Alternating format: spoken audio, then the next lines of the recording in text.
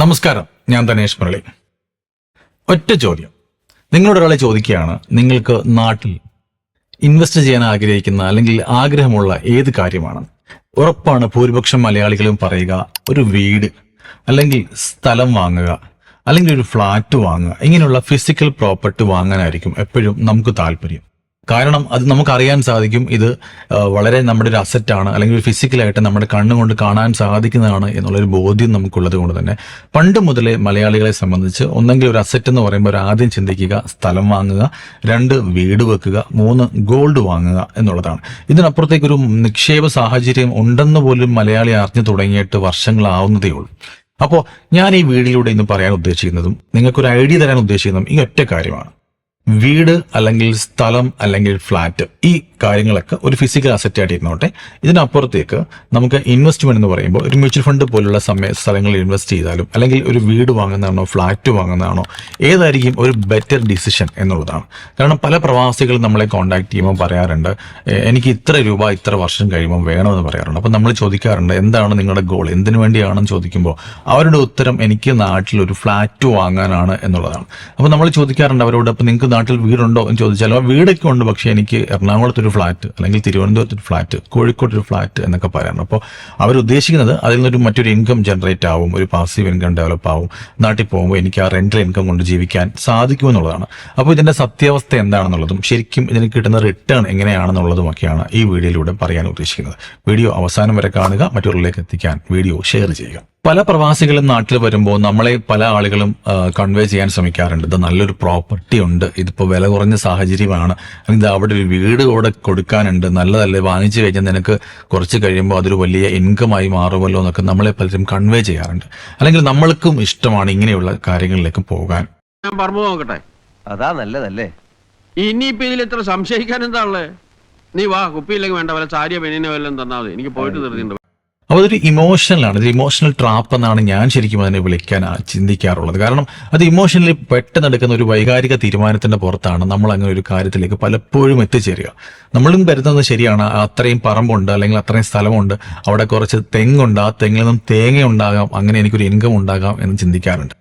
അല്ലെങ്കിൽ ഒരു ഫ്ലാറ്റ് വാങ്ങിച്ചിട്ടാൽ അതിന്റെ റെന്റ് വരും, കുറച്ച് നാൾ എനിക്ക് സുഖമായിട്ട് ആ റെന്റ് വഴി ജീവിക്കാൻ സാധിക്കും എന്ന പ്രതീക്ഷയിലുമാണ് നമ്മൾ ഇങ്ങനെയുള്ള തീരുമാനങ്ങൾ എടുക്കാറുള്ളത്. അപ്പൊ ഇങ്ങനെയുള്ള തീരുമാനം എടുക്കുമ്പോൾ പലപ്പോഴും നമ്മുടെ കയ്യിൽ ഒരു തുക ഉണ്ടാവാറുമില്ല, അല്ലെ?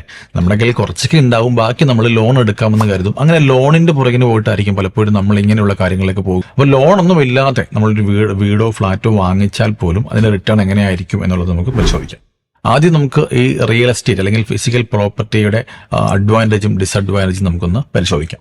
തീർച്ചയായിട്ടും ഫിസിക്കൽ പ്രോപ്പർട്ടി എന്ന് പറയുമ്പോൾ അത് നമുക്ക് കണ്ണുകൊണ്ട് കാണാൻ സാധിക്കുന്ന ഒരു കാര്യമാണ്. നമുക്കറിയാം ഇത് നമ്മുടെ പ്രോപ്പർട്ടിയാണ്, നമ്മുടെ പേരിലുള്ളതാണ്, ഇനി ഇവിടെ നഷ്ടവും ലാഭമൊന്നും സംഭവിക്കാനും പോകുന്നില്ല എന്നുള്ള വലിയ വിശ്വാസം നമുക്കുണ്ട്. അതൊരു വലിയ അസറ്റ് തന്നെയാണ്, തീർച്ചയായിട്ടും അതൊരു വലിയ പോസിറ്റീവ് തന്നെയാണ്. പക്ഷെ നമ്മൾ 1 കോടി രൂപയ്ക്ക് ഒരു വീട് വെച്ചു, ഫ്ലാറ്റ് വാങ്ങിച്ചു, നാളെ നമുക്കൊരു 10 ലക്ഷം രൂപ വളരെ അടിയന്തരമായിട്ട് ആവശ്യമുണ്ടെങ്കിൽ ഒരു കാരണവശാലും നമുക്ക് ആ പ്ലോട്ടിന്റെയോ അല്ലെങ്കിൽ ആ ഫ്ലാറ്റിന്റെയോ നിശ്ചിതമായിട്ടൊരു സ്ഥലം ഡിവൈഡ് ചെയ്തിട്ട് വിറ്റിട്ട് നമുക്ക് 10 ലക്ഷം രൂപ എടുക്കാൻ സാധിക്കില്ല. അപ്പോൾ ലിക്വിഡിറ്റി എന്ന് പറയുന്നത് വളരെ ലെസ് ആണ് ഇങ്ങനെ ഒരു കാര്യത്തിലേക്ക് നമ്മൾ പോകുമ്പോൾ. രണ്ടാമത് റെന്റൽ ഈൽഡാണ്. ഞാൻ നേരത്തെ സൂചിപ്പിച്ച പോലെ തന്നെ ഏകദേശം 1 കോടി രൂപയുടെ ഒരു വീട് അല്ലെങ്കിൽ ഒരു ഫ്ലാറ്റ് നിങ്ങൾ എറണാകുളം പോലെ ഈ ഇന്ന് കേരളത്തിലെ ഏറ്റവും മെട്രോപൊളിറ്റൻ സിറ്റിയിൽ വാങ്ങിച്ചിട്ടുണ്ടെങ്കിൽ പോലും അവിടെ കിട്ടുന്ന ഇൻകം, അതായത് 1 കോടി രൂപയുടെ ഒരു ഫ്ലാറ്റ് നിങ്ങൾ വെച്ചിട്ട് നിങ്ങൾ ആ റെന്റിന് കൊടുത്താൽ പോലും നിങ്ങൾക്ക് പരമാവധി കിട്ടുക ഒരു 30,000 to 40,000 റുപ്പീസാണ്. അത് വർഷങ്ങളോട് കഴിയുമ്പോൾ അത് താഴേക്ക് വരത്തുള്ളൂ. നമുക്ക് കിട്ടുന്ന ഏകദേശം 4 to 5% റിട്ടേൺ മാത്രമാണ്. അതായത് ഇൻഫ്ലേഷൻ എന്ന് പറഞ്ഞൊരു കാര്യമുണ്ട്, വിലക്കയറ്റം വേൾഡ് വൈഡിൽ തന്നെ അത് 6% മുകളിലാണ്. ഓരോ സാധനങ്ങളുടെയും വില ഓരോ വർഷവും 6% വില കൂടിക്കൊണ്ടിരിക്കുമ്പോൾ നമുക്ക് നമ്മുടെ ഈ 1 കോടി നിക്ഷേപിച്ച ഫ്ലാറ്റിലൊക്കെ നിക്ഷേപിച്ച 1 കോടിയിൽ നിന്നും നമുക്ക് കിട്ടുന്ന റിട്ടേൺ ശരിക്കും 4% to 5% ആണ്. അപ്പോൾ അവിടെ തന്നെ നമുക്ക് ലാഭമില്ല അല്ലെങ്കിൽ ഗ്രോത്ത് ഇല്ലാത്തൊരു കാര്യത്തിലാണ് നമ്മൾ ഇൻവെസ്റ്റ് ചെയ്തിട്ടുള്ളത് എന്ന് നമുക്ക് പൂർണ്ണമായിട്ടും മനസ്സിലാക്കാൻ സാധിക്കും. മറ്റൊരു കാര്യം മെയിൻ്റെനൻസ് ആണ്. പലപ്പോഴും നമ്മൾ വീട് വെക്കുമ്പോൾ അല്ലെങ്കിൽ ഫ്ലാറ്റ് ഒക്കെ വാങ്ങുമ്പോൾ പലരും കരുതുന്നത് ഇതൊരു ഇൻവെസ്റ്റ്മെന്റ് ആണ് എന്ന് കരുതിയാണ്. ചിലരെങ്കിലും വേണ്ട, എനിക്കിനി ആർക്കും കൊടുക്കണ്ട, കാരണം ചിലപ്പോൾ റെന്റിന് കൊടുത്താൽ എൻ്റെ വീടോ അല്ലെങ്കിൽ പ്രോപ്പർട്ടിയോ നശിച്ചു പോയേക്കാമെന്ന് കരുതി ചിലപ്പോഴെങ്കിലും ചില ആളുകൾ എന്ത് ചെയ്യും, അത് റെന്റിന് കൊടുക്കാതെ ഇടും. പക്ഷെ അങ്ങനെ ഇടുമ്പോഴും അത് ഉപയോഗപ്രദമല്ലാതെ കിടക്കുന്ന സാഹചര്യത്തിൽ വീട് അല്ലെങ്കിൽ ഫ്ലാറ്റ് നശിച്ചു പോകാനുള്ള സാഹചര്യം വളരെ കൂടുതലാണ്. ഇനിയിപ്പോൾ റെന്റിന് കൊടുക്കുമ്പോൾ അത് മറ്റൊരു പ്രശ്നം, ഓരോ റെന്റ് ആളുകൾ വരുന്ന ചിലപ്പോൾ 1 വർഷം 2 വർഷം ആയിരിക്കും കോൺട്രാക്ട്. അത് കഴിയുമ്പോൾ അവർ അവിടെ മൂവ് ചെയ്യുന്ന സമയത്ത് നിങ്ങൾക്ക് അതിന്റെ മെയിൻ്റനൻസ് കോസ്റ്റ് വല്ലാതെ ചെയ്യേണ്ടി വരും. അതിന്റെ കൂടെ പെയിന്റിങ്, മറ്റു മെയിൻ്റനൻസുകൾ, ഇതെല്ലാം ചെയ്യുമ്പോൾ നല്ലൊരു തുക അതിനു വേണ്ടിയും നിങ്ങൾക്ക് 1-2 വർഷത്തിൽ മാറ്റി വെക്കേണ്ടി വരും. ശരിക്കും അങ്ങനെയെല്ലാം മാറ്റി വെച്ച് കഴിയുമ്പോൾ നിങ്ങളുടെ റിട്ടേൺ അല്ലെങ്കിൽ ഗ്രോത്ത് എന്ന് പറയുന്നത് ഈ ഫ്ലാറ്റിന്റെ അല്ലെങ്കിൽ ഫിസിക്കൽ അസറ്റിന്റെ ഗ്രോത്ത് എന്ന് പറയുന്നത് ഏകദേശം 4% മാത്രമാണ്. ഇനി നമുക്ക് മ്യൂച്വൽ ഫണ്ടിലേക്ക് വരാം. മ്യൂച്വൽ ഫണ്ടിന്റെ ഡിസഡ്വാൻറ്റേജ് തന്നെ നമുക്ക് ആദ്യം പറഞ്ഞു തുടങ്ങാം. മ്യൂച്വൽ ഫണ്ടിന്റെ ഡിസഡ്വാൻറ്റേജ് എന്താണ്? മ്യൂച്വൽ ഫണ്ട് ഇൻവെസ്റ്റ് ചെയ്യുന്നത് സ്റ്റോക്കിലാണ്, ഇന്ത്യയിലെ മൾട്ടിനാഷണൽ കമ്പനികളിലേക്കാണ്. എക്സാമ്പിൾ പറഞ്ഞാൽ അല്ലെങ്കിൽ മഹീന്ദ്ര, ടാറ്റ, റിലയൻസ് ഇങ്ങനെയുള്ള സ്ഥലങ്ങളിലേക്കാണ് ഇൻവെസ്റ്റ് ചെയ്യുക. അപ്പോൾ ഈ കമ്പനിയുടെ ഗ്രോത്തിന്റെ ഇൻകം ആയിരിക്കും നമുക്ക് ലഭിക്കുക, അല്ലെ? അപ്പോൾ അവിടെ എന്തുണ്ട്? ഒരു ചെറിയ റിസ്ക് ഫാക്ടർ ഉണ്ട്. നമ്മൾ റെന്റിന് വീട് കൊടുത്തിട്ട് റെന്റ് കിട്ടുന്ന പോലെ അല്ല, ഇതൊരു കമ്പനിയുടെ ഗ്രോത്ത് ആണ്. ആ കമ്പനിക്ക് ഗ്രോത്ത് ഒരു വർഷം കുറയാം, കൂടാം, അതനുസരിച്ചായിരിക്കും നമുക്ക് റിട്ടേൺ ലഭിക്കുക. അതുകൊണ്ട് തന്നെ ഡിസഡ്വാൻറ്റേജ് എന്ന് പറഞ്ഞാൽ ഇത് തന്നെയാണ്. അതൊരു ഗ്യാരണ്ടി റിട്ടേൺ ആയിരിക്കില്ല എന്നുള്ളതാണ് അതിന്റെ ഏറ്റവും വലിയ ഡിസഡ്വാൻറ്റേജ്.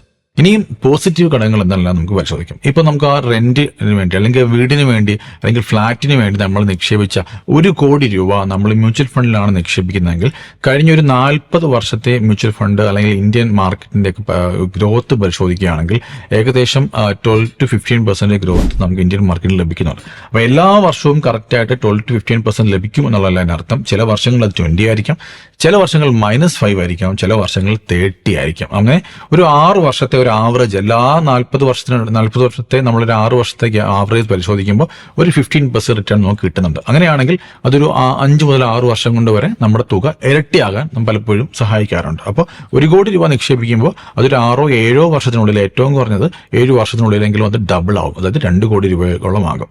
ഒരു 2 കോടി രൂപ നമ്മുടെ അക്കൗണ്ടിൽ ഉണ്ടെങ്കിൽ നമുക്കൊരു SWP സിസ്റ്റമാറ്റിക് വിഡ്രോവൽ പ്ലാൻ പോലെയുള്ള പ്ലാൻ വഴി അത് യൂസ് ചെയ്താൽ ഏകദേശം 1 ലക്ഷം രൂപയ്ക്ക് മുകളിൽ പ്രതിമാസം നമുക്ക് നമ്മുടെ അക്കൗണ്ടിലേക്ക് എത്തുകയും ചെയ്യും. ഈ 2 കോടി രൂപ വീണ്ടും വളരുകയും ചെയ്യും.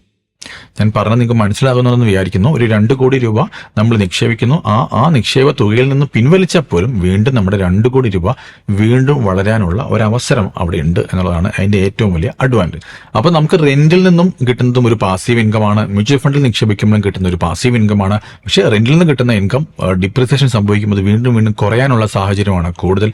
പക്ഷേ മ്യൂച്വൽ ഫണ്ട് അല്ലെങ്കിൽ അങ്ങനെയുള്ള ഇൻവെസ്റ്റ്മെന്റിലേക്ക്, മ്യൂച്വൽ ഫണ്ടോ സ്റ്റോക്കോ അങ്ങനെയുള്ള ഇൻവെസ്റ്റ്മെന്റിലേക്ക് പോകുമ്പോൾ നമ്മുടെ ഗ്രോത്ത്, അസറ്റിന്റെ ഗ്രോത്ത് പൊട്ടൻഷ്യൽ വളരെ കൂടുതലായിരിക്കും.